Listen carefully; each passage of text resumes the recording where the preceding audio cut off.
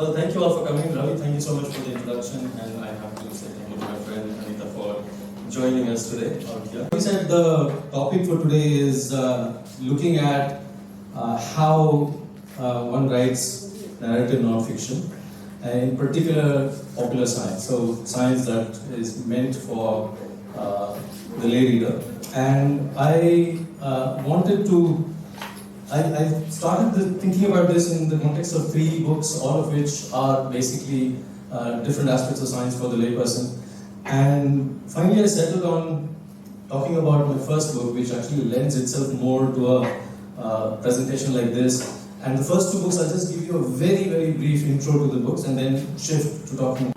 I, like probably a lot of Indian writers in English, don't have a formal sense of the grammar. I actually had to look up the word narrative to figure out what is it that we were talking about. Anyway, narrative is either a story or the act of the art of telling stories, or in the case of what we're talking of today, non-fiction, having the form of a story. So when we say narrative non-fiction, we're talking about non-fiction that is, that has storytelling at its heart. And this is the most recent book that came out. It's through 2 doors at once. This is actually the story of quantum mechanics, quantum physics, told through the lens of one single experiment. And we will come to this throughout the course of the evening, but science books tend to have a narrative that is driven by the sequence of discovery. So if you're talking about some conceptual aspect in science, for instance quantum mechanics, which is a huge field in physics all by itself, then the advances that you end up talking about, they drive the narrative. So the narrative has a force, the story has a force simply by, if you just simply stick to the timeline and just point out to the readers how the discoveries have come about. So this book, the last one, kind of follows that standard template. It's a story of quantum mechanics told through the lens of one experiment, and it's called the double-slit experiment. I won't go into the experiment in this particular talk, but just wanted to tell you that this book, which was the last one, the most recent one, is actually the simplest in terms of its narrative structure. It is just a linear timeline of the discoveries, but always anchored to one experiment, as it has happened over the last 100 years, actually 200 years. So, and then the second book, the one before the most recent one, is called The Man Who Wasn't There. This was an exploration of, so if you were to ask the question, who am I? Then you get answers from theology, from religions, from philosophy. And I was trying to answer the question, who am I, from the perspective of neuroscience. So this book, essentially what it does is it takes 8 different neuropsychological conditions and explores each one of them as a way of talking about what the human self might be. So when we talk about our sense of self, what is that sense of self? Can it be analyzed in ways that start making sense? So I took these 8 different conditions, and I deliberately don't want to call them illnesses. They are part of our human condition. So Cotard syndrome, in which someone feels like they are dead. Alzheimer's disease, most of you would be familiar with. Either you might know people or have heard of people where someone suffering from Alzheimer's loses their narrative self, the story that we tell about ourselves. Right? So if I were to ask any of you, who are you, you will most likely give a narrative answer. You'll tell a story about who you are. And Alzheimer's starts eating away at that story, eventually to the point that there is no story left for the person to tell you. And similarly, I go through a sequence of these, series of these conditions, each of which change our sense of self in some particular way. So by looking at what comes apart in each of these conditions, you can start making sense of how the brain and body together put the human self in place. So, and again, you can potentially ask us questions during the Q&A. I won't go into this book right now, just wanted to give you a sense for what it's about.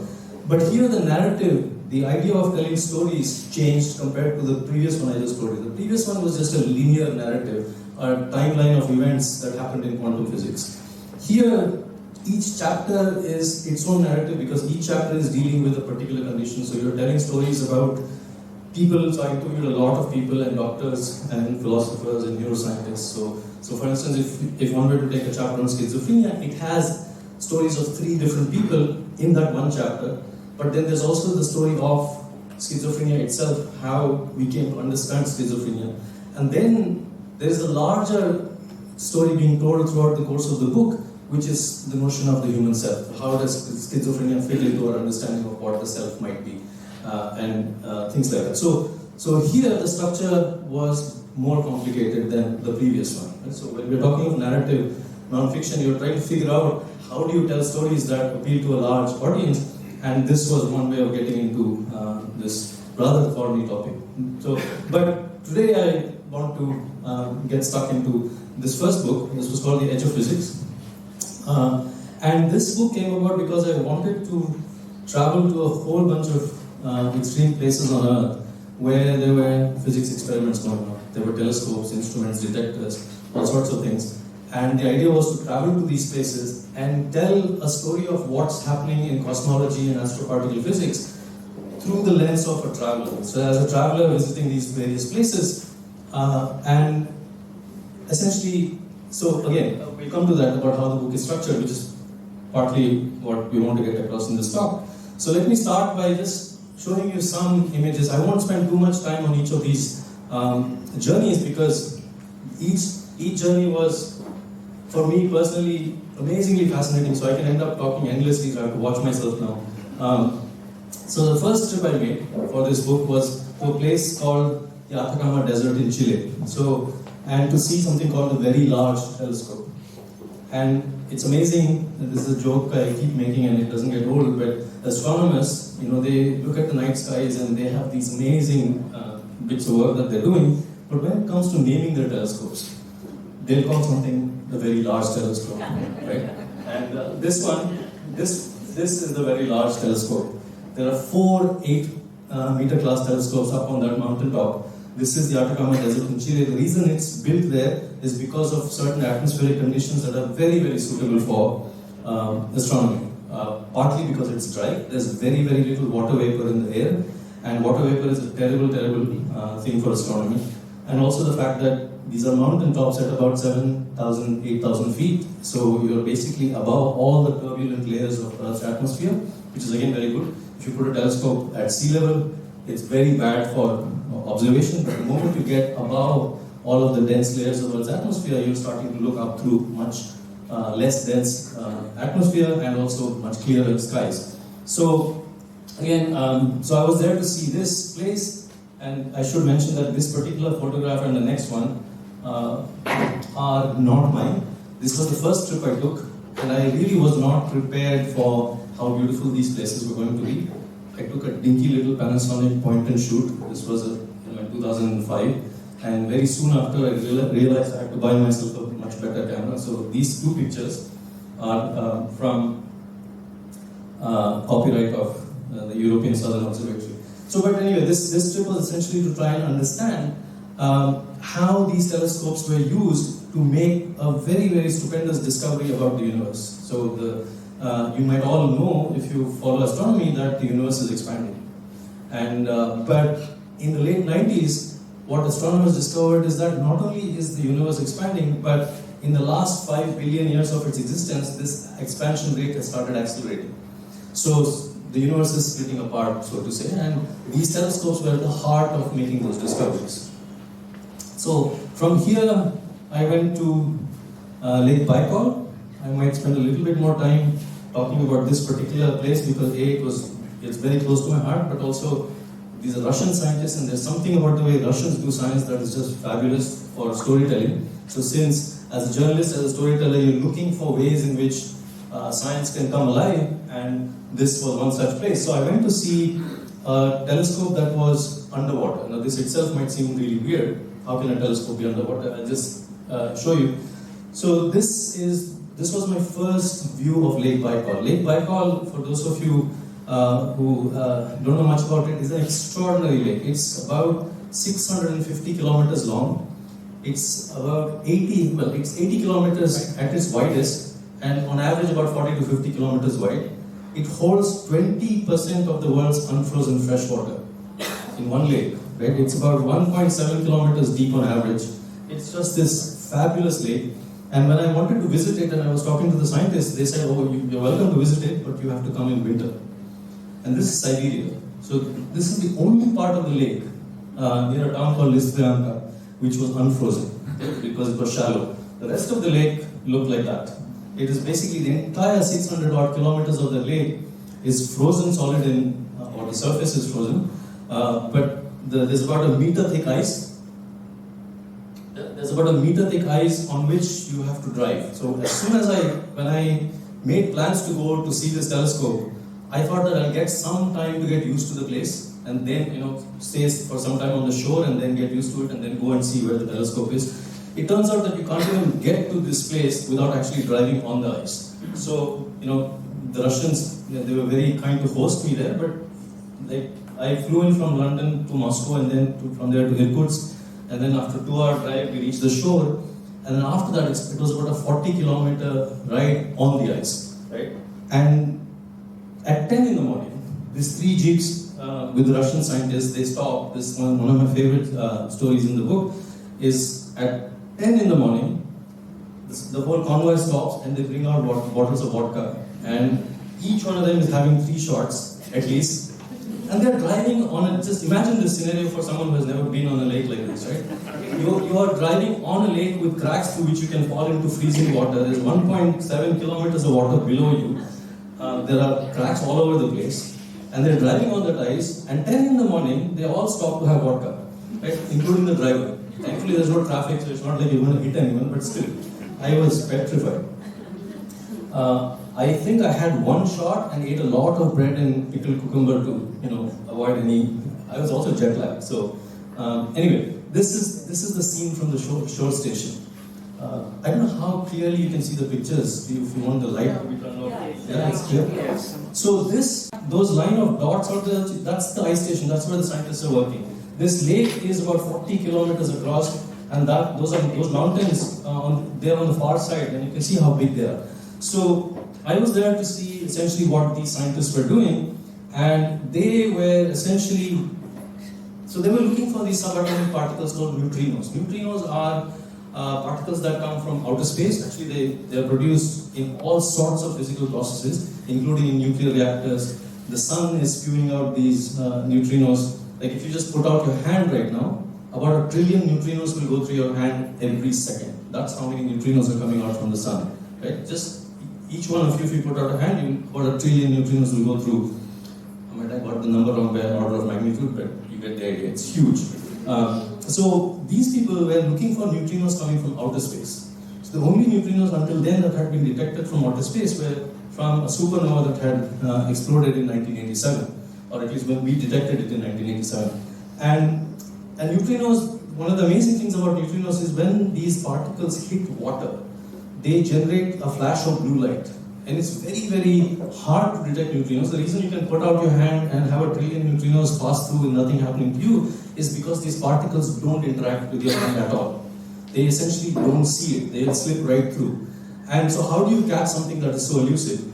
And the way these scientists figured out is that they could actually look for the collision of the neutrino with a water molecule. And if they could see that collision, they would see a flash of blue light, and they can work out based on that interaction where the neutrino is coming from. But then, where do you get such a large tank of water? The Russians realized they had this one in their backyard.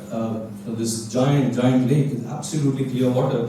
So what they did was they put these artificial eyes, which are called photomultiplier tubes. So these things that you're seeing out here, these are detectors that are looking for that flash of blue light, and these detectors are sunk 1 kilometer below the surface of Lake Baikal, and they're essentially looking for neutrinos coming from outer space, hitting the water, creating a flash of blue light, and these 228 of these detectors are submerged in there looking for this signal. And the reason why the Russians wanted me to come during peak Siberian winter was basically they had figured out that the cheapest way to do the experiment, because if you try to submerge this entire detector underwater during summer or spring, when the water is unfrozen, then you will need ships and submersibles and a lot of expensive equipment to deploy your instrument. They said, why don't we just wait for winter, let the ice completely freeze over, then they treat the ice as land, and which was very frightening to me, but they were perfectly at home doing that. And they come every winter and cut a hole in the ice, send divers into the freezing water, locate where they left their telescope the year before, bring it up, do the repairs, put it back before the ice cracks. When spring comes, the ice starts cracking, so they have 2 months to do this. So this whole trip was basically getting to get a sense of what it was like, or what it is like to do this kind of physics in an environment that is so harsh. This was all sub-zero temperatures. You're constantly walking. I actually, without thinking very much, I went from London to Siberia with shoes like this, with worn-out soles. And the German researcher who was my host, the first thing he does when he looks at me, because I land there and I start slipping around on the ice, I can't even get a grip on it. And he was so annoyed with me because he said, "You come to a place in Siberia in peak winter in European summer shoes." And it was really very frightening walking around because, like I said, there's 1.5 kilometers of water underneath. And this guy, and every time I show this photograph, remember you're standing on ice here, and it's probably minus 10 or minus 13, I forget how cold it was. And he was working so hard, he was sweating on the ice. By the way, he was, I think, an assistant professor in particle physics. So all of them are probably PhDs and postdocs and scientists doing some really grueling work. And these were the detectors they were putting into the water, right? So this is just a snapshot. If we get time, we can talk about it later about this particular picture, but it had to do with spending a night on the ice and being completely scared in the morning because the ice started moving, and I jumped out of the cabin and came out, and this was what I saw. And then the next trip was to see something called the Large Hadron Collider. This probably a lot of you would have heard about if you've been following what's happening in physics, because about 3 or 4 years ago there was this discovery of the so-called God particle. Well, this was the instrument that was built to find the Higgs boson, the God particle. And when you are doing a series of travels looking for adventure, so that you can write a travelogue that is based on drama and landscapes that are amazing, going to Geneva is the worst thing you can do, because every bus comes on time. If it says it's going to come at 10:17, it comes at 10:17. There is absolutely no drama. So all of the drama in this particular chapter is about going 100 meters underground. So it's basically, the chapter starts with me standing at the surface and going down, rather than traveling to some exotic place. And I won't spend again much time on that. So then the other trick was to see detectors that are placed in deep underground mines. So there are lots of mines around the world that have been abandoned by the miners because they've taken the ore and then left the mines behind. And physicists have realized that these mines are amazing places to do physics, because if they can go underground, they have about half a mile or 1 mile of rock above them, and that rock protects them from lots of noise that is there on the surface for these physics experiments. So one theme that I kind of want to reiterate with each of these places is that they all have their unique kind of silence. So this one, there's a silence that the physicists are seeking deep underground. Lake Baikal, again, there was a certain kind of silence when you put your detectors a kilometer beneath the surface of the water. Chile, again, silence from light pollution. There was absolutely no light pollution. About 750 square kilometers of the Atacama Desert has been designated for astronomy. So there's really no light out there. Right? So all of these places have their own distinctive kind of silence. This particular one, so let me just give you a sense of what they were looking for. This is the Andromeda Galaxy. This is our nearest giant galactic neighbor. It's, I think, about 2 million light years away. So in the 1960s, there was an astronomer named Vera Rubin who was studying the way these stars are moving around the center of the galaxy. And if you just think about our solar system, if you think about Mercury, Venus, Earth, as you go further and further away from the sun, the planets are moving slower and slower in their orbit around the sun. So Mercury is moving the fastest, and then Venus, and then Earth, and by the time you get to Neptune, it's moving relatively slowly compared to Mercury. And this is straightforward physics. If you apply Newton's laws or Kepler's laws, you'll get this. And the expectation with galaxies was exactly the same, but the stars near the center of the galaxy should be rotating really rapidly. And by the time you come to the edge of the galaxy, these stars should be moving at a very leisurely pace. And when Vera Rubin did the measurements, she found that the stars, even at the very edge of the galaxy, were moving just as fast around the center as the ones in the center, right? And what that tells you is that if you calculate the amount of gravity that is provided by the visible matter, the dust and the gas and the stars that you see, it has a certain amount of gravity. That gravity dictates how fast these stars are moving. It's like the sun in the solar system provides a certain amount of gravity, and that dictates how each of the planets are moving. Similarly, the gravity of this galaxy, based on visible light alone, should dictate how fast the stars are moving. But because the stars at the very edge are moving just as rapidly as the ones at the center, physicists realize that there must be something else providing a huge amount of gravity that they can't see. So there is something called dark matter. It's called dark because it doesn't interact with normal matter, it doesn't produce light that we can see. But when you do the calculations, it turns out there's 10 times as much matter out there called dark matter, which you can't see. And if physicists are right, if our theories are right, then the dark matter is all around us right now. We are probably moving through a sea of those particles of dark matter. Right? So the question is then, how do you find it? So that's what these physicists were doing in these underground labs. This is the head frame of that mine that I was about to go into. I just want you to keep remember the size of this cage, right?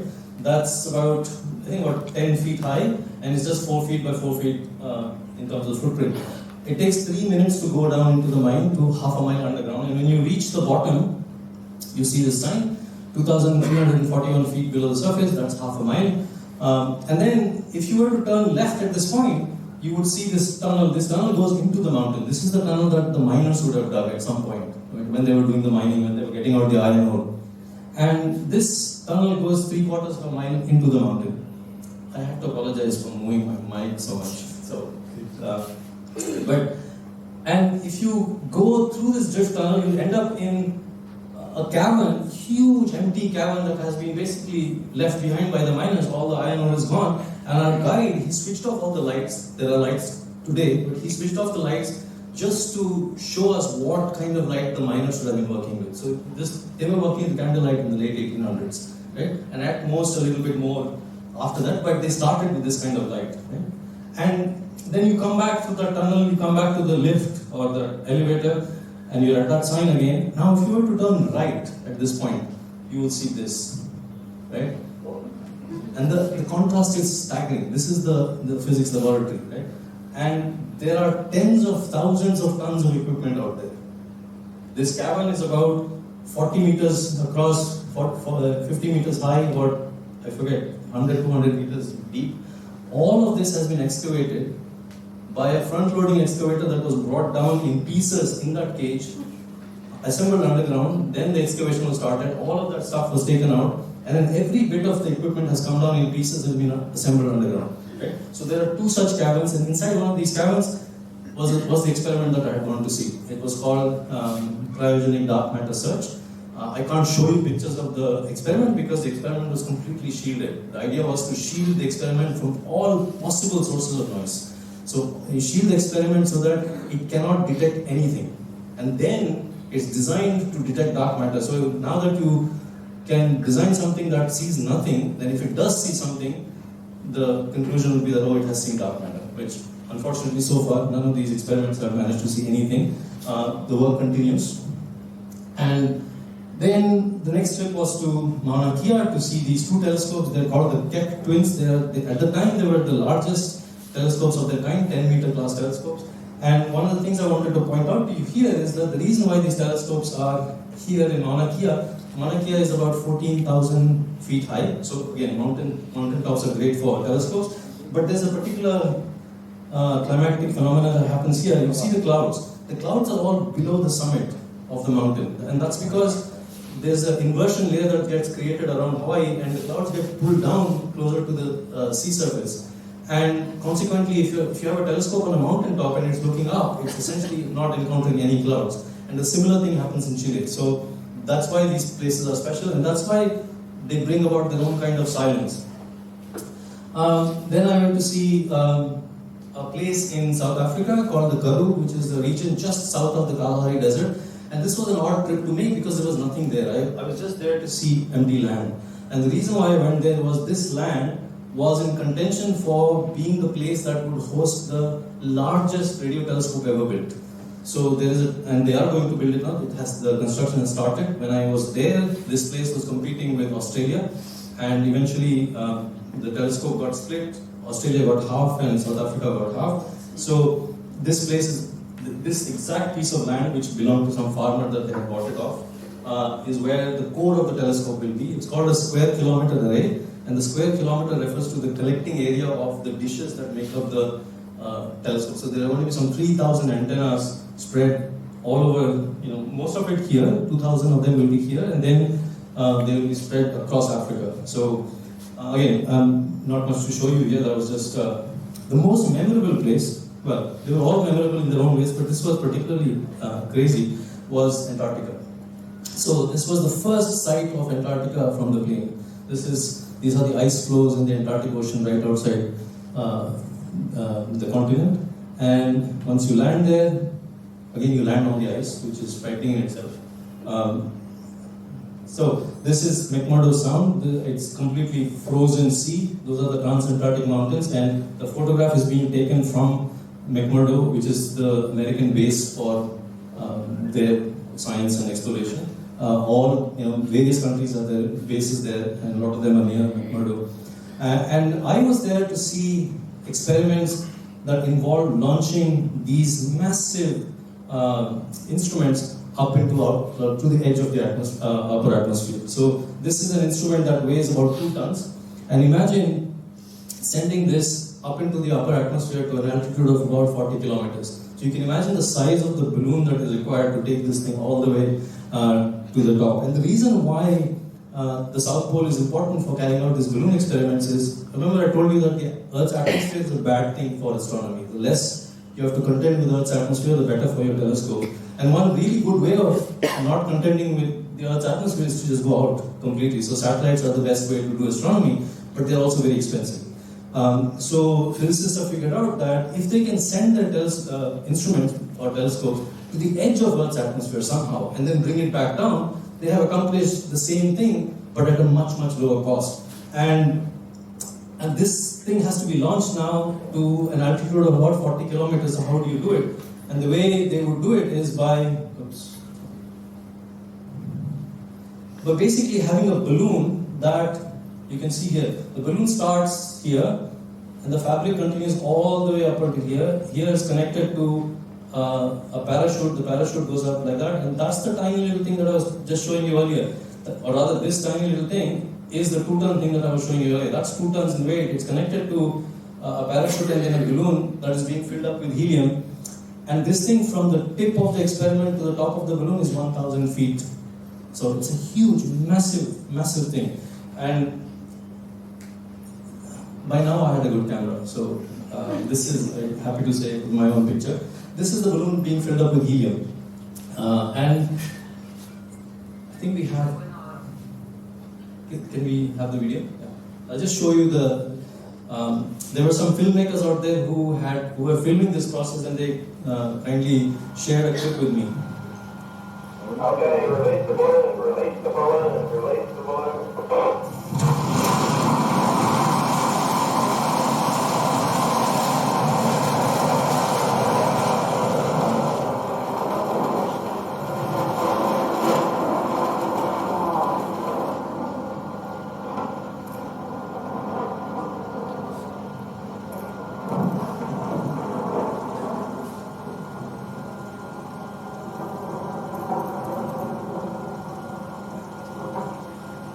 See something fall at the end.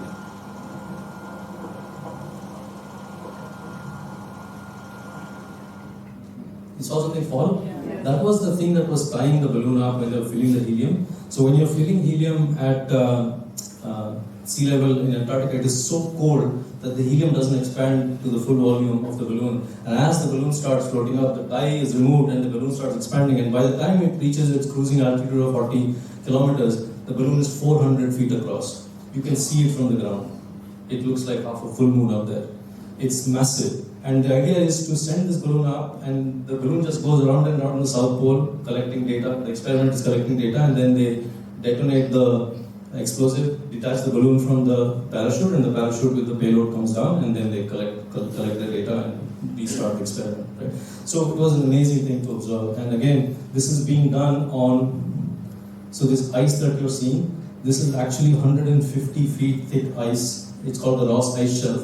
It's the largest ice shelf in the world. This is basically glaciers and ice sheets that are flowing down from East Antarctica. It's so cold out there that the ice, when it hits the water, doesn't melt. It just continues to stay frozen and floating on the sea for miles on end, for hundreds of miles on end. So this is a massive, massive ice sheet. And so imagine doing this job. The temperatures are probably, this is summer in Antarctica, and the temperatures are still probably minus 20, something like that. And they have to do things like connect all these things. They have to take off all their warm weather gloves and stuff and work with their bare fingers, because they are doing some very fancy electronics out here, and you can't do that with massive amounts of gloves. So very, very hard work. And anyway, so from McMurdo, which was on the coast of Antarctica, I got to go to the South Pole to see another neutrino telescope. Remember the Lake Baikal experiment? The neutrino telescope was basically these detectors that are underwater. They are looking for the collision of a neutrino molecule, a neutrino with a water molecule, and that collision generates that blue light. And turns out that you can also do this at the South Pole, because when you're standing at the South Pole, you're standing on 3 kilometers of ice. So the plane takes you from McMurdo, which is on the coast, all the way to the South Pole. This is both the arrival lounge and the departure lounge at the South Pole. And you can't see it, but the plane is on skis. So this is a plane that lands and takes off on skis. And it's so cold that the plane doesn't stay there for longer than half an hour. The engines are running, everyone has to deplane, get out, and then the next batch has to be loaded, whatever cargo is there has to be loaded on or taken out. And then the plane has to get out in half an hour, otherwise they'll run out of fuel. If they shut off the engines, the plane will stick to the ground, and then you will have all sorts of trouble. So I was there to see an experiment called IceCube, and IceCube is essentially the same idea as the Lake Baikal experiment, except now these artificial eyes that are looking for that flash of blue light are in the ice. But the question is, you're standing on 3 kilometers of ice. How do you put anything into the ice? Also, you have to go very deep into the ice, because the first about kilometer of the ice is kind of dirty. It's recent ice over the last 10,000 years or so. As you go deeper and deeper, you're encountering ice that is 100,000 years old, even more, and it gets clearer and clearer and clearer because of the pressure of the ice out. So they drill holes about 2.5 kilometers deep and put all these detectors in. And I won't go into the details, but that's the detector going into the ice, and these holes have been drilled not with a mechanical drill, because you can't drill a hole that is half a meter wide with anything mechanical. It's drilled by simply pumping hot water, boiling water at high pressure at 1000 psi, and letting that hot water melt a hole into the ice. And you put the detectors in, and then the ice freezes all over. So there are about 5,000 of these detectors that are in the ice right now in Antarctica, looking for these flashes of blue light from outer space. And they have found many of them already. But I went to see the place where the most seminal discovery in cosmology. This is called the birthplace of modern cosmology. This is Mount Wilson Observatory in California, near Pasadena. And this is where Hubble, so you've all heard of Hubble, the Hubble Space Telescope, which is named after the astronomer Edwin Hubble, who, using this telescope, it's called the 100-inch telescope, he discovered that until Hubble made his discovery, our universe was thought to be just the Milky Way. That we looked out at the stars and we thought that was all there was to it. And he was the first really to figure out that not only is our universe much more than the Milky Way, but all these other galaxies that are outside the Milky Way are moving away from us in a way that suggests that there must have been a Big Bang. I think I'm running out of time, so I'm going to zip through. Am I running out of time? Yeah, sorry. So I want to come to the construction narrative. But this is the telescope that he used. And quickly, I sort of wanted to write about a couple of monasteries in that book, just as a way of giving readers a sense for what, just to draw a metaphor between what monks do and what astronomers are doing on mountaintops, without making any more connection than just a metaphorical one. So this was at a Kamandolis monastery further up from Mount Wilson, a silent monastery where I stayed for about 4 days, just paying attention to the landscape and then using that as a way of talking about what Hubble might have encountered 100 years ago. Okay, so then one last trip happened to Ladakh, to see this telescope. This is the Indian Astronomical Observatory in Hanle. I just want you to pay attention to this thing. That's a 400-year-old Buddhist monastery. And when I was trying to find metaphors, it was so easy just standing on a telescope site, just describing the monastery. Or you don't have, as a writer, you don't have to work hard at all to make the metaphor work. So I just want to now talk a little bit about the structuring of the book. The bulk of the book deals with this idea that most of the universe out there we don't understand. So we know that there is something called dark matter, which makes up 23% of the universe. We know that there is something called dark energy, which makes up 73% of the universe. And these numbers have changed. These are slightly old slides. But by and large, our physics right now describes only about 5% of the universe. The stuff that we are all made of, the stars, the galaxies, etc., makes up just 5% of the universe. There's something else out there, which is either dark matter or dark energy, that makes up the bulk of the rest of the universe. And we have no real idea of what those things are. So, in terms of structuring the book, I had to figure out what are the big questions that the book is going to address. Right? So, obviously, the nature of dark matter, the nature of dark energy. Remember, this book came out in 2010, so the Large Hadron Collider still hadn't made its discovery. So, this question of origin of mass, where does mass come from? Like, why do we weigh at all anything? And then there are other questions that were there that I could then enumerate as these are the things that I wanted to address in the book, and which would be addressed throughout the course of the 10 chapters. And then the real hard part about coming up with a narrative was simply that, like I told you, most science books have a narrative that is just very natural, because if you just follow the course of discoveries in some field of scientific endeavor, that itself is a natural narrative, that pushes the story along. Whereas this one was particularly hard because each chapter had its inbuilt narrative of traveling to some place. So there was a traveler going to these places and talking about what was being seen. But then there was also the science, and so I had to figure out how to combine the narrative of each chapter, which had travel at its heart, but with this larger narrative of a scientific sort of discovery in progress. And the problem really was that all of these places I went to see, except for the historical one at Mount Wilson where Hubble did his work, all of the other experiments that I went to see are modern experiments. They're all equally, like the physics I would need to explain something in chapter 2 was just as hard as the physics that was needed to explain something in chapter 9. I could not build up the difficulty step by step.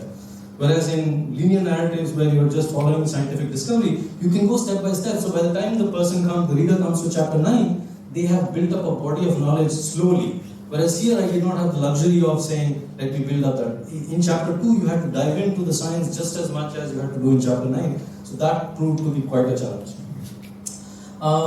And of course, I had to also figure out how the travels had to be structured. What I showed you was the order in which I did the travels.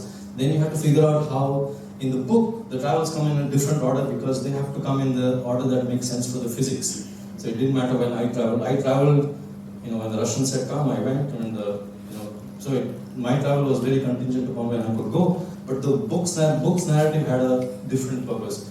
And I also had to kind of work very hard at avoiding the claustrophobic feeling that every chapter was talking about dark energy and dark matter and dark energy and dark matter. I remember my first draft, after I'd written the first draft, I came to chapter 5 and I was rereading it myself, and I felt that claustrophobic feeling. So then when I revised that draft, something happened which I won't get into in details in terms of the science, but there was this feeling of the book just opening up at that point. And in fiction, people will talk about something called an hourglass shape for a book or a narrative where see, this is why I need hands.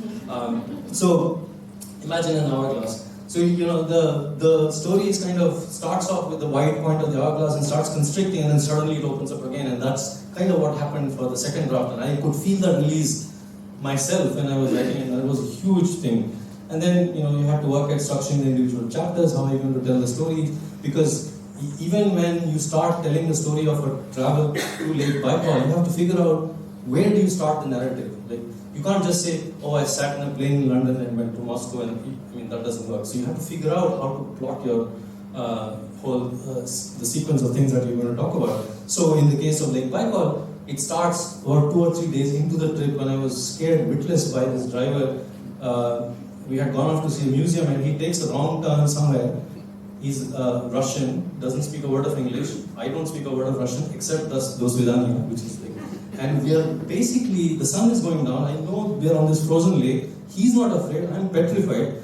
I don't know how to communicate with him. I don't even know how to ask him. Does he have a radio? Does he know where he's going? We finally managed to turn back and go the right way. But the reason I'm telling you that is that the story, the chapter begins there. It begins with that kind of dramatic turn of events, and then you slip into the rest of the storytelling. Right? So, and then as a writer, you have to work at these other things. You're trying to make section transitions. Chapter will have sections. You have to figure out how to take the reader from section to section. You have to figure out how to take the reader from chapter to chapter.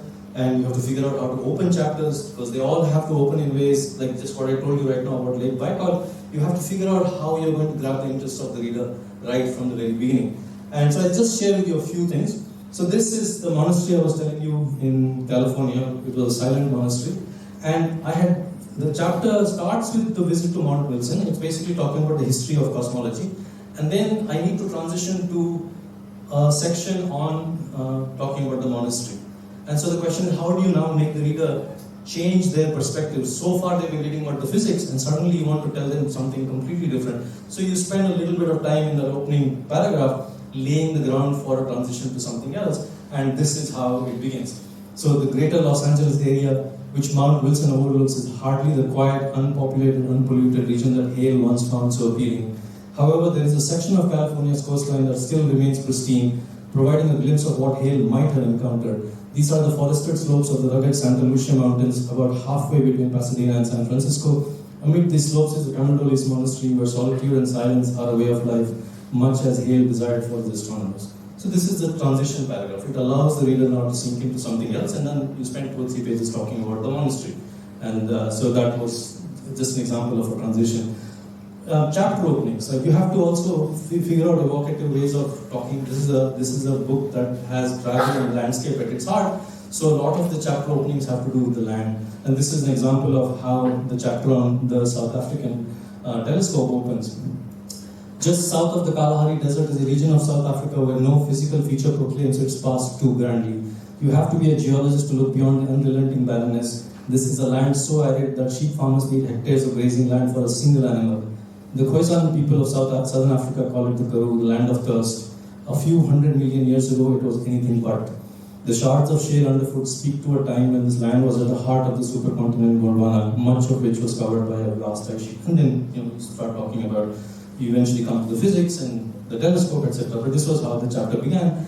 Chapter endings are also important. Like you're now, in this case, this chapter ends and the next chapter is about Antarctica, so I had to figure out a way of making the reader want to read about Antarctica. So this is the ending of the chapter on South Africa. The Karoo promises to be a significant part of cosmology's evolving story, but there is another land, far bigger than the Karoo, that is already writing its own narrative.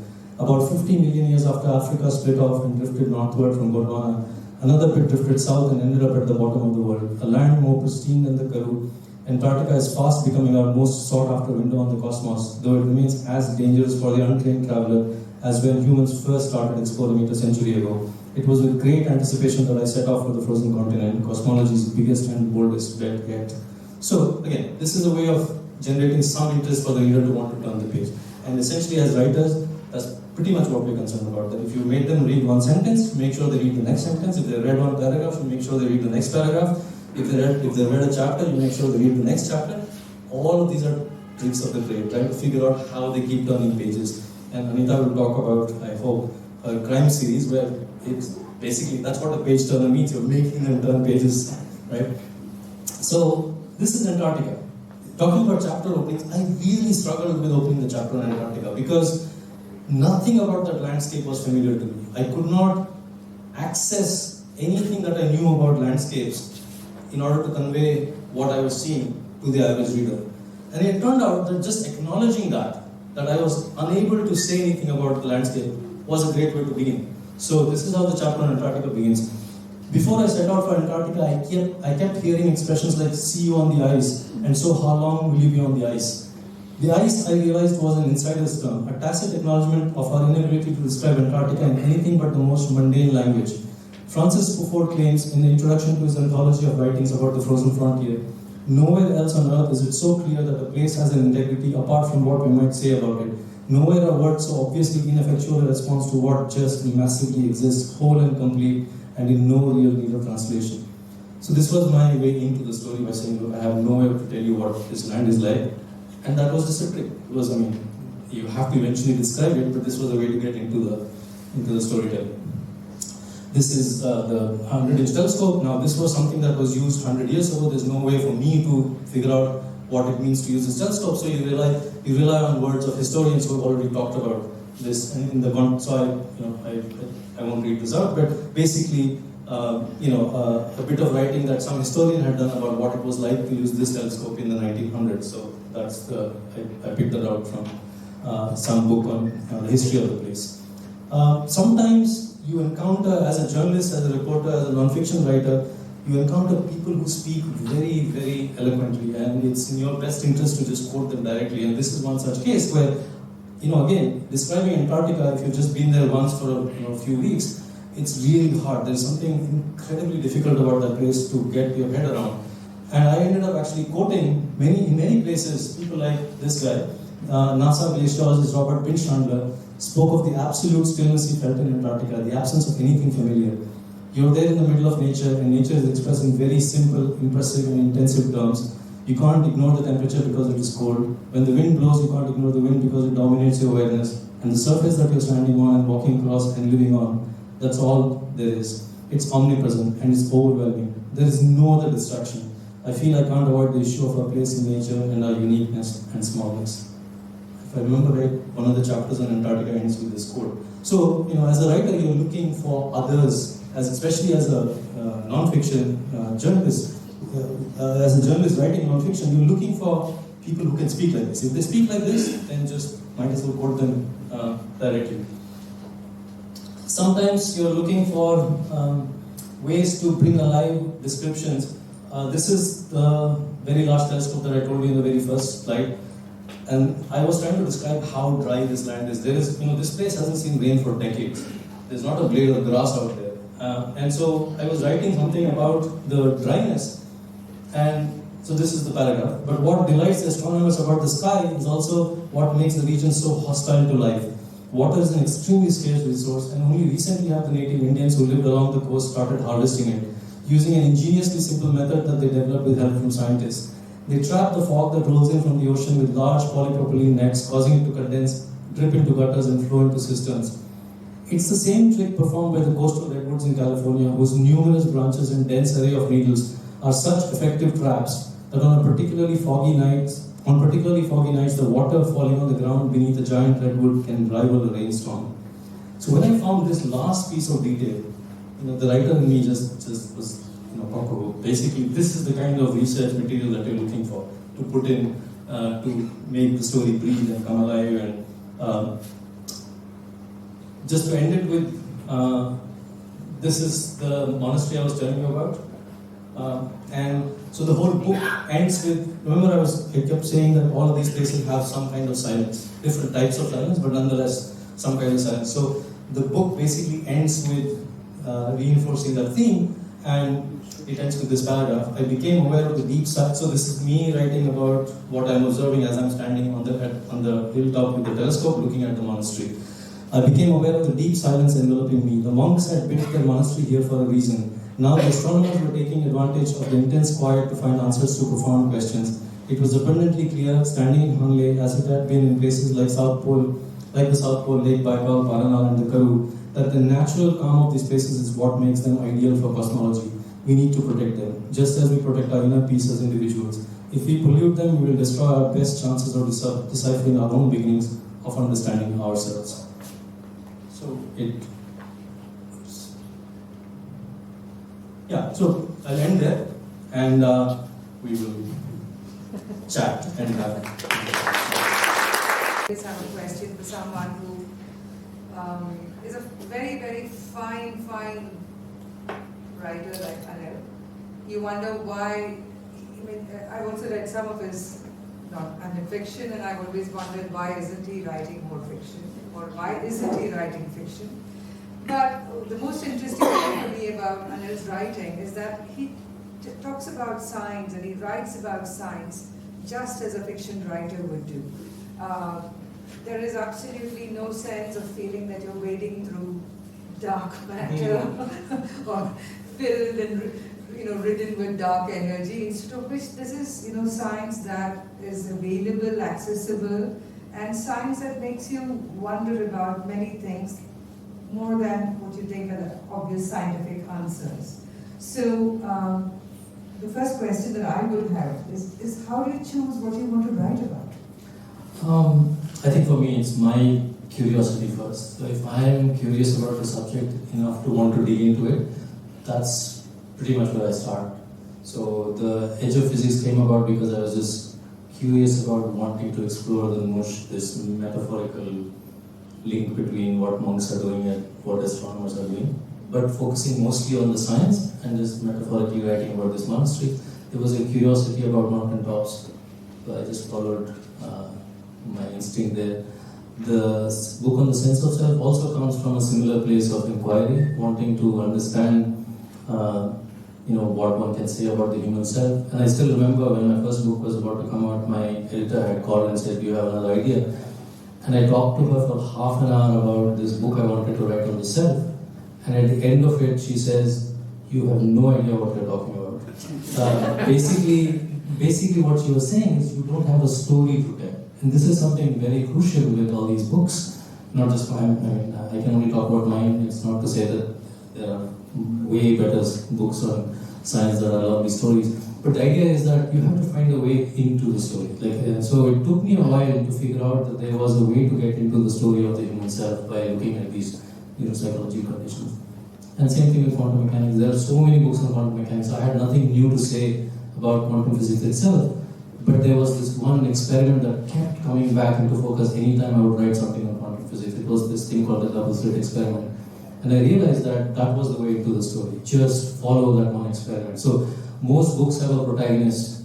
And in the third book, the quantum physics book, the protagonist is a single experiment whose history spans 200 years. So it was all curiosity. In fact, what struck me is that with all three books of yours, there's a certain kind of quest in it. In some ways, if you look at it, that is the beginning of all writing, whether it's fiction or non-fiction. And I think, especially in the first book, it's a very evident quest to understand experiments that are happening in diverse corners.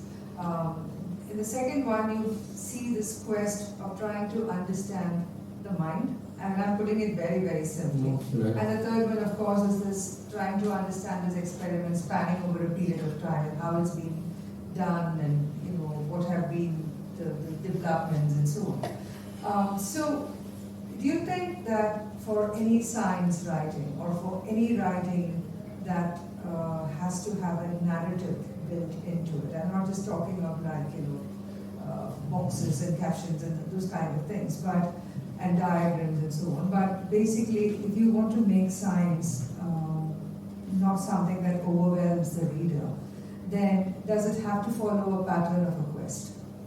So that's sort of what I was alluding to when I said that most science books have a very straightforward narrative. It is the narrative of a quest.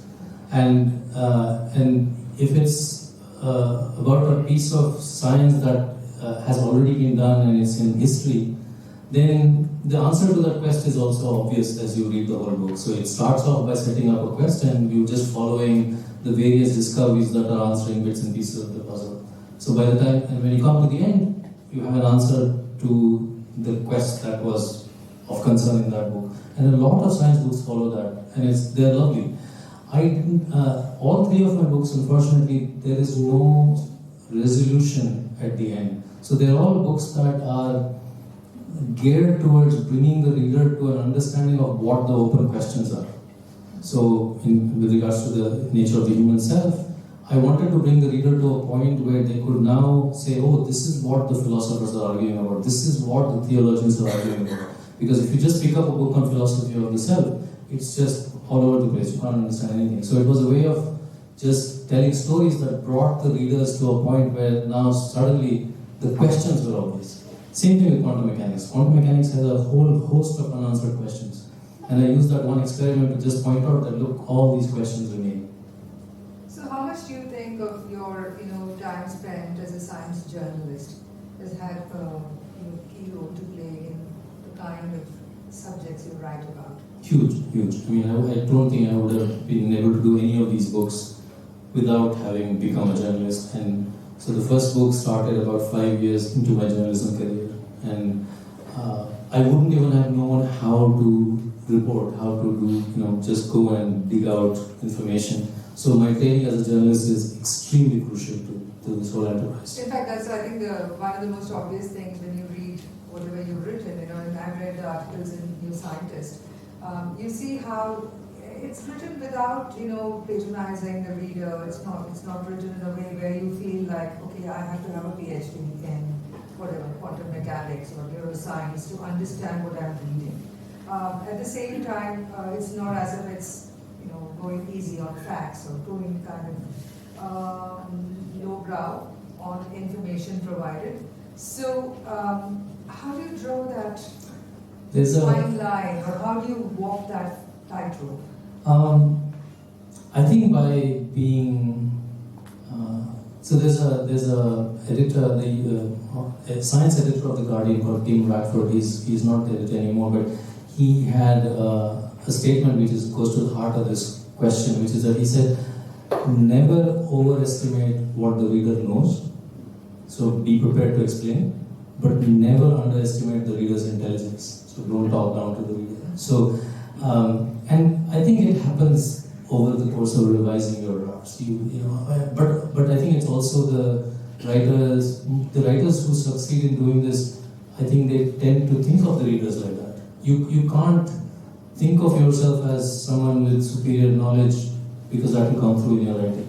You also, it has to be a joint quest. So when you're writing about these kinds of topics, it's an exploration that is common to you and to the reader, and so then you carry the reader along in your quest. So one of the phrases that have stayed with me from The Edge of Physics is chromatic aberration. I love that phrase because it's not just talking about a telescope, it's also talking about perspective. Right. Do you want to talk about it? Chromatic aberration? About how you come across, or how do you coin such phrases? I didn't coin that phrase. That's a technical term in telescope technology. Yeah, that's just basically any lens. Yeah, I mean our lenses have chromatic aberration. So the ones that we all, there's so many people. You want to explain it to the very briefly, so that to kind of give them. You should have given me a heads up that you're going to ask me physics questions. Basically, it's essentially like if you take a lens, and I might get this completely wrong now, so I'm going to do my best. If you take a lens that has to focus the light to a point, right? There's a parallel beam of light coming. There's a lens, and the lens has to focus the light. Now, if you start with white light, then it turns out that white light is actually made of all different colors. So that lens will focus different colors differently. So the chromatic aberration is this inability of the same lens to focus all frequencies of light to the same one point. I think that's my phone. I'm so sorry for the alarm. Oh, have we run out of time? No. I just have these multiple alarms through the day. It was put on do not disturb, but obviously alarms don't come under the category. Okay. So, so that's chromatic aberration, and there are ways in which you can tame chromatic aberration, and it's really it doesn't matter much for our glasses and small telescopes, but when you are designing telescopes that are 8 meters across, we're talking of 30 feet across, the lenses or the mirrors, then all these things become huge issues. So there are lots of ways of avoiding chromatic aberration. And then of course there are many anecdotes, and one of my favorite ones is about Hubble. Before he goes down to dinner, when he goes into the library, looks at the Encyclopedia Britannica, reads up on some obscure subject, and then he sits at the dining table and he talks about it and quizzes everybody there. And they obviously don't know what he's talking about because he could be talking about, I don't know what or whatever. So there was two different accounts I got of why Hubble used to do this. So it was like a high table, like and Hubble sat at the head of the table, and there was a very strict hierarchy of astronomers at the observatory. So there would be the assistant astronomers on this side, the nighttime astronomers, and the daytime astronomers, and the solar, whatever. Like they had a hierarchy. They had to sit in exactly that way. And as Anita said, Hubble would go and read up on some topic and then sit at the head of the table and start asking his. And the one explanation was that he was an arrogant astronomer and this was his way of showing his superiority. The other explanation that makes more sense to me was he was apparently a very shy person and this was his way of having control over the conversation. So this is what, I don't know, he was also arrogant, so maybe it all played into this. So, it's given the benefit of the doubt. That he was just shy. Yes. So, one of the things that struck me when you were, you had detailed out what the man who wasn't there, the chapter headings. Right. And I was looking at it and I thought it was pretty much like describing a writer's mind, starting off from the Koda Yes. to the ecstatic epilepsy. When the book finishes. Yes, absolutely. And I was just thinking about it and I said that, when you write fiction, though people think that fiction doesn't need structure and so on, it's very obvious that without a structure, non-fiction is not going to function. Right. You can't just say that I'm going to wait for inspiration and see what is going to come up. It's all, there are, I think, definite boundaries that you set for yourself and you have to stay within that. Yeah. So what happens, so one of the joys of writing fiction, of course, is that, sometimes the story goes in directions that you have no control over. Yeah. Does it happen with non-fiction? To a lesser extent, it happens, but a lot of those turns and blind corners come about because of the reporting. It's less to do with the writing process. It's more to do with the information you're collecting, and you don't quite know.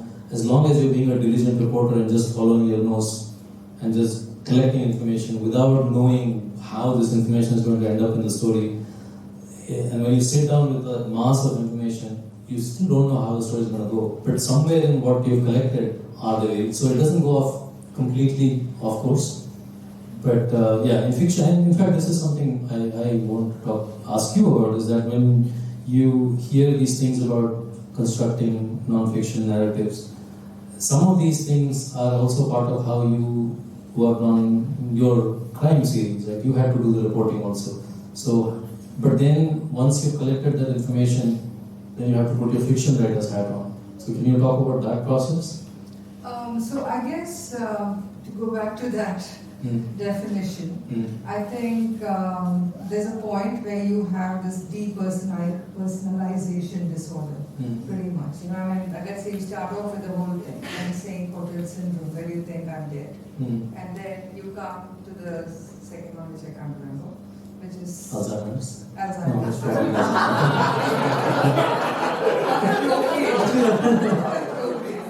And then you come to the third one, which is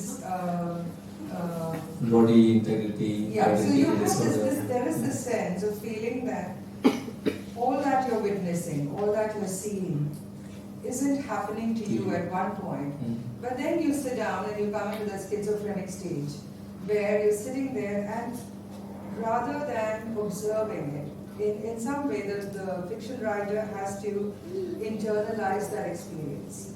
And internalize it to such an extent that when you write it, it's as if it's happened to you. So somewhere those boundaries are erased between, the third person narrative and the first person experience. So while I'm writing, for instance, if I'm writing about a young child being molested, and I'm writing about it, even if I'm writing from the third person point of view, there is this whole thing of imagining that I'm the one molesting the child. So you cross the boundary there. You go off into a strange space in your head and you write about it in such a way that it has to be convincing, and you can't be You can't be shy about it. You can't hold back things because then it's not going to ring true. So all of that has to be done. I think at least with some aspects of non-fiction, you don't have to enter that horrendous space in your head. Yes. So And you know, I have met Anita over the course of the last few years talking about writing, and I remember meeting her after she had finished her second time out, and she was so palpably disturbed by what she had. You know, and now when she's talking about it, like when you're saying you become whatever character you're writing about, and you are living that reality. And I remember how you were very, very deeply upset by because the it's process. also that, you know, one of the things as a writer is that you have a sense of yourself, you have a sense of who you are, and what kind of a person you are, and it's a kind of, I think, naked look at your own self without, you know, so I know what my faults are, what my flaws are and everything. But at no point of time would I ever see myself as this wild monster, you know, and somewhere I slip into being that wild monster effortlessly, and that is the scary part. Oh, that's scary. That is scary. The fact that you could do it so easily. Yeah, I could do it, and I can write about it without, and then go back and, you know, have whatever, do whatever I want, have an ice cream, maybe something that has. But it obviously had an effect on you. Yeah, it does. It does. It yeah. kind of cripples you, and it tears you apart and everything. But the thing is, I would think, like most people don't have to acknowledge that part of darkness that exists in them. They don't have to visit it. I mean, all of us have it, but we don't visit it. We don't allow ourselves an entry into it. But as a writer who chooses to write about Noah, I have to do it, and I have to do it of my own volition. It's not as if anybody's forcing me to do it. Will you tell us a little bit about the crime novels so that this makes just a brief discussion? Very quickly, I write a series of crime novels featuring a character called Inspector Gowda, and it's set in Bangalore. So the first novel, because I had never written noir before, I took on a smallish, subject. It was a serial murderer, but even there, I had to enter the mind of the killer. I had to understand why this person was going through what he was going through, and what made him do it, and so on. So this parking my sense of self and entering that person. So the whole thing is, when you're writing noir, it's not just about how the procedural happens and how the case is solved, etc. It's also, for me, the fascinating part is entering the mind of the antagonist and trying to understand what makes them click. So that in many ways is the part that drives me to understanding how the mind can be completely screwed up in that sense. And I remember in the first one I was reading, there was this, I forget his name, but this was based on a book of non-fiction about this schizophrenic serial killer in America. And he would only speak to one lady, and this lady is the one who wrote Sybil, about those multiple voices, multiple personalities and stuff like that. And I remember reading that, and something clicked in my head about this character this person saying that he didn't understand himself why he did what he did, but there were lucid moments when he knew what he was doing was not right. But mostly those lucid moments didn't happen very often. And with the second book, of course, so there it was just a individual and trying to understand the individual's mind. But with the second book, I was writing about child trafficking. And that was the hardest part, because you see how casually evil is perpetuated and how there is absolutely no sense of remorse or conscience or anything. The child is just another commodity, that's about it. And that was shocking, and having to live with it and deal with it, and to see that while I might be writing about it and there might be countless people working to change it, that it continues to go on without much happening to that world of child trafficking. And all of that was devastating. So that is what I think is probably the only difference between writing fiction and non-fiction is that you don't internalize so much of what you experience, and because when you're writing you always have a certain objective point of view that you can present, but with fiction you tend to kind of internalize the matter so much that that all boundaries are erased there. And good fiction probably requires that. Yeah, absolutely. And it leaves you drained. It's absolutely draining because you don't want to go to places in that, those kind of places in your head. You don't want to visit those kind of places physically. All of that, but you do it if you want to make the story real, if you want to give it strength. I relate to this in a very small way with the early attempts at writing fiction. You had mentioned some fiction of mine. It's just very trivial stuff, but what I remember is one weekend where I was writing this one short story, and throughout that week I didn't meet anyone, I didn't see a soul, I was just by myself, and these characters in the story completely lived inside me. So I was as if I was surrounded by people and living that story for those 2 days. So in a very small way, I think I kind of get what you're... So it's also the strange thing is that this parallel universe you create becomes more real than the real universe you inhabit. That's the the fifth one of your depersonalization. Yeah. Yes. No. Yeah. And I guess we also have to probably. This is one of the things that was hugely important for me when I wrote the book is meeting people who are suffering from these conditions. I think somewhere it became clear that first of all we shouldn't even be talking about any of these conditions as illnesses. Like you're saying, you go through a spectrum of states of being that span all of those, and similarly all of us at some stage in our lives will be on that continuum where your mind and body are shifting in ways that sometimes you can be said to be depersonalized, sometimes so, and Alzheimer's unfortunately is in the end for a lot of people. So all of these things, I somehow at the very end I came to this place where I couldn't even think of these as anything but just manifestations of the human condition. And it's just some grace that if some of us don't slip into that, it's just chance.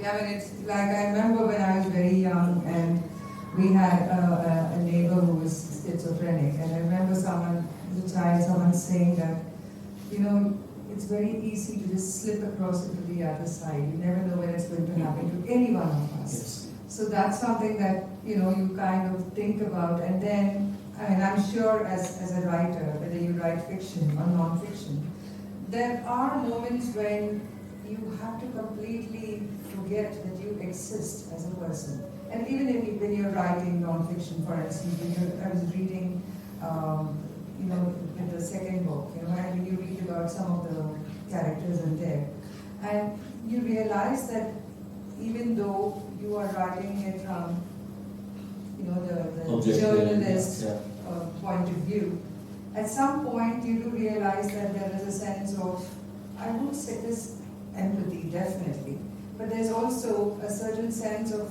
understanding, an affinity of a sort, saying that I know what this is happening here, and there's no judgment, of course. So that is the thing about Uganda, that how much of it you have internalized as a writer. I think you have to. So someone else had asked me about how do you get... So the book is a series of stories about, apart from the science and philosophy, etc., it's also a series of stories about people suffering from these various conditions. And they were very open about what was happening to them. And the question someone had asked me was, how did you get these people to talk to you? Like, how come they told you all these things about themselves? And one of the key things was that you cannot enter a conversation with any judgment whatsoever, right? And it has to be entered into, the conversation has to be entered into with the sense of, I just want to understand what's happening to you. And the consequence of that is what you were just saying, is that somewhere along the line you start internalizing those. You don't see the separation And you hope as a writer that that comes across in the writing, because that's what you want to get across there. Should we take some questions? Yeah, I think we should.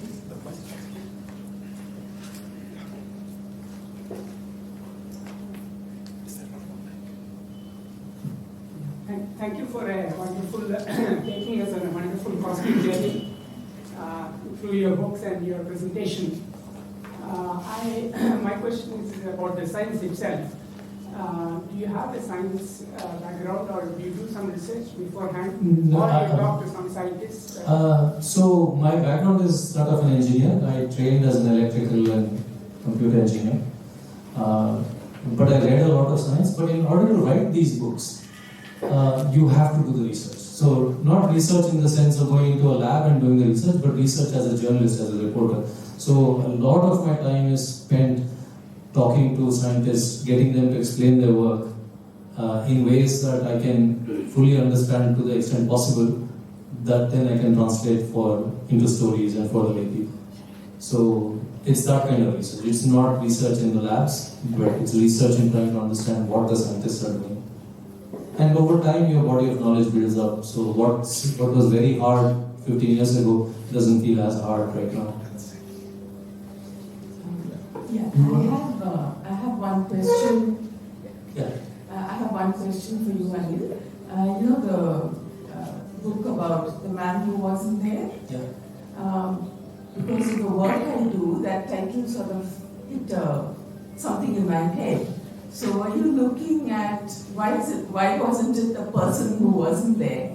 Because why No, I it's a say good that question. It's, many of these conditions are very different for men and women. Yes. So and it's a very fair question, and I will lay the blame squarely on the publishing industry. So this is just editors and publishers figuring out what will sell, and the man who wasn't is a trope. So if you look, it starts off with the man who wasn't there is the name of a movie, so they're just playing on that. And valid question, you're not the first person to be asking me this. And but were there women with... in the stories there are a lot, very much so. So the title is essentially a play on Oliver Sacks's book, Man Who Mistook His Wife for a Hat and things like that. So it's a standard literary trope that keeps getting repeated. You were talking about the self, and you used human malfunction to study the self. So I was curious to know. Let me put some context. Eastern philosophy is very clear about what the self is. You believe it, you don't believe it, that's all. Okay? Well, what were the conclusions that you came to using human malfunctions to study the self? So, remember I told you that I was taking the perspective of neuroscience. So, and in neuroscience, when you look at how we have understood the brain, for instance, look at the self, just how the brain functions. Pretty much all of our knowledge about brain anatomy, physiology, and functioning, and its correlation with behavior has come from looking at people who have had unfortunate sort of trauma to their brain due to a stroke or due to an accident or something, and then there's loss of functionality. And it's by studying the aberrations that you start getting a picture of the whole. So it was the same idea when it came to the self, because right now if I asked you, any of us, what is your self? It's very hard. We feel a very cohesive sense of self. It's, we don't feel, hopefully, fragmented. We don't feel, like for instance, if I pick up this glass of water, I have an implicit sensation that I am picking up this glass of water. You would never even question the fact that this sense of agency that it's called is something that can come apart. Right? And in schizophrenia, if you're suffering from schizophrenia, it's very likely that you might pick up this glass and you will not feel that I am doing this. So it's by looking at schizophrenia that you understand that this sense of agency that we take for granted as being integral to the self, which is, by self here I'm talking about something that is subjectively perceiving the world. There is an I that is perceiving. Philosophers have argued that, the sense of the I comes from having a sense of agency. So this was a philosophical argument for, even in religion. So the assumption was that because we are agents of our actions, somehow the sense of the I comes out of that sense of agency. But then you look at schizophrenia, it's very clear that the agency can go away, but there is still someone there, some I there that is experiencing the loss of agency. So this is how you start unpacking the self and saying, okay, all these things that you take for granted. For instance, your hand. If you stretch out your hand right now, you have complete and implicit understanding and feeling that this is my hand. You don't even question it. But in something like body integrity identity disorder, some people will have their hand out and it doesn't feel like their own hand. So suddenly this other thing that we take for granted, my possession of my body as something that should be part of the self, turns out that no, that's something that's constructed by the brain moment by moment by moment, and it can come apart. So by looking at what comes apart, you start getting an understanding of how it might be put together in the first place. So that was the intent. So was that the conclusion to that? So the conclusion, like I said, no, in the sense that the book ends with this conclusion, if it can be called that, is that much of what we take as our sense of self, whether it's the story that you tell about yourselves, right, or the sense that you have of being a body here and now, occupying a volume of space, looking out at the world from behind your eyes, of having a sense that you have existed since your first memories, and you can imagine a future self, and that entire thing is just one thing. All of these things are constructed. They can all come apart. Right? And when all of that comes apart, the thing that is still unanswerable at this point from the perspective of science, from the perspective of empirical evidence, is that even if all these things start coming apart, there is still a subjective experiencer of the things that have come apart. So right now we feel a cohesive experience of being an entity, but that can get fragmented. But there is still this unanswered thing of what is the I that keeps experiencing the fragmentation, right? And so the book comes until that point and says that how does the subjectivity arise? How does the sense of an I come about? Even if that I has no narrative, no sense of body ownership, no sense of being in this body, there is still an I. So that is unanswered. Philosophers, religions have their own perspectives, but they're all different. Even within the Eastern religions, there is no, even within Hindu thought and Buddhist thought, there is no agreement on where the I comes from. And that's the matter of debate. And so the reader is brought to the point to, at least they can understand what the debate is about. The answers are not there yet. Yeah, a couple of questions. First is, you're also a feature writer, you write in journals. Do you see a difference, obviously there is, but what is the difference in the way you prepare when you're writing a feature versus writing a book like this? That's the first question. Do you want me to ask the second one as well? If it's related.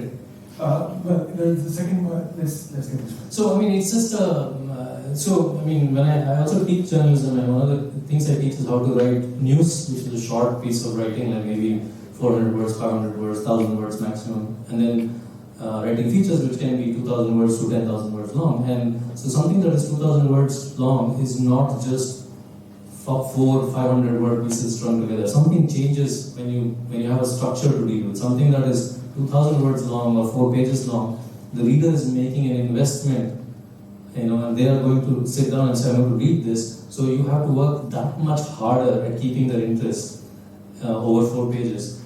And similarly, a book chapter can be 10,000 words long, which is now, let's say, 5 features, but it's not the same as 5 features strung together. So you have to again work that much harder.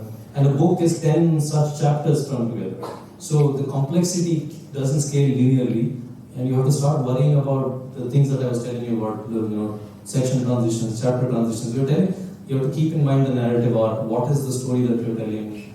So they're all related in the sense that all of them have aspects of writing that you have to pay attention to, but when the length of the piece keeps increasing, the thing that becomes more and more important is the structure.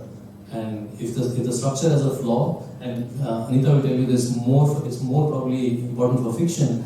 If the structure has a flaw, the book will fall apart somewhere in the middle, and you have to start all over again.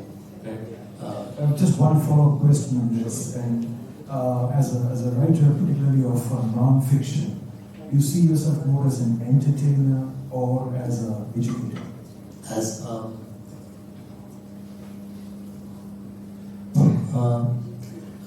I don't think I see myself as an entertainer, but this is not to say that your pieces shouldn't entertain, right? I mean, like Anita was saying, I definitely don't let go of the complexity of the science, but take it upon myself to simplify it to the point that you can then keep ratcheting up the complexity. Like if you take the quantum mechanics book, it starts off very simply. And by the end of it, the quantum physics that's being talked about is extremely complex. But the hope is that the reader is being carried along. And you can only carry someone along if they're interested in the topic, which means you're writing in an entertaining way. But that's not to say that the book is entertaining. So you see the point, right? Yeah. Good evening, sir. I have a lot of questions, but just ask one question. So it is somehow related to the topic of the interview where if it's fiction, you dwell into the character and you're not able to differentiate between reality and what you're writing. So in case of non-fiction, like I generally write as a hobby, do you ever feel that instead of character, it is the subject that it just drives you because it's so beautiful and you keep writing about it, you just keep thinking about physics and physics and physics. It's the first book. And after you finish writing the book, does it stay with you? And like when you have discussions with yourself of how you just completed the book and you're like most of the thoughts is just done and you have to go into neuroscience, which is equally interesting, but there's this intellectual jet lag which is staying with you for at least for a few days. So can you please tell our experience of He's a writer in making, I mean, books, they are, and Anita will also speak to this, you really, fiction or non-fiction, you're so immersed in them. Especially my first book, I was very, very invested in the first book in terms of what it meant to me. And I remember finishing that book and actually feeling deeply sad at having to let go of the book. Because and this fiction writers will attest to this even more than non-fiction writers, but because I think non-fiction is less personal, so it didn't happen the same way with my second and third book, where I was more frightened of what I had done rather than sad, because I wasn't sure it was correct and the topics were complex. Whereas the first book was very immersive. Every place I visited, I was invested in the place. There was an emotional aspect to it, personal. It was a personal journey. So yeah, there was a period of 6 months where I was actually sad that this thing that is out there now, I have no control over it. And then, of course, you're a professional writer. You have to earn a living, so you turn the switch and move on. But the key thing you said, that because you're interested in the subject. Right? And we addressed this earlier also, moving from physics to neuroscience wasn't hard. In my mind, it wasn't hard at all, because for me, they're all some part of a bigger picture trying to understand the world, and they just happen to be very disparate in terms of the science disciplines. But in my mind, the cosmology book was looking outward, the self book is looking inwards, the quantum physics book is looking at something small, but they're all part of the same structure. And at some point, I'm sure when science gets even more and more clear about what it's trying to say, these things will all start connecting up. They already are. Thanks, Anil and Anita, for a very educative and entertaining evening. I know there are a few more people who want to ask questions, but Anil and Anita are available, so come over and do that. Thank you so much. Well, thank you very much. Thank you.